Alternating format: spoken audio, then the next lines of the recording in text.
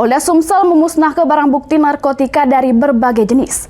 Hasil ungkap kasus selama Februari 2026, pemusnahan dari 18 ungkap kasus dengan total nilai 5,7 miliar dilakukan dengan cara di blender sama dilindes make alat berat.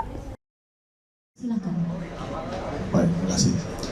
Assalamualaikum warahmatullahi wabarakatuh. Selama bulan Februari 2026, Direktorat Reserse Narkoba Polda Sumsel mengungkap 18 kasus narkotika dengan total barang bukti mencapai 5,7 miliar rupiah.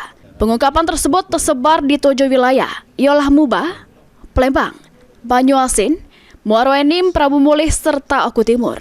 Dari pengungkapan tersebut, barang bukti yang disita dari 27 tersangka ialah sabu 4,1 kg, 291 butir Inex, serta 753,5 mili etomidin. Segala barang bukti tersebut dimusnahkan dengan cara di blender sama dilindes make alat berat.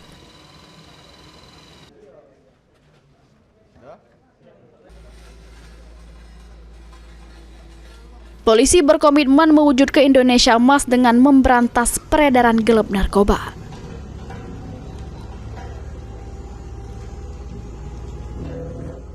Dalam mewujudkan Indonesia Emas, ya, salah satu tugas kita adalah untuk memberantas peredaran gelap narkoba dan melaksanakan komitmen Bapak Kapolri untuk tidak pandang bulu untuk membasmi peredaran gelap narkoba.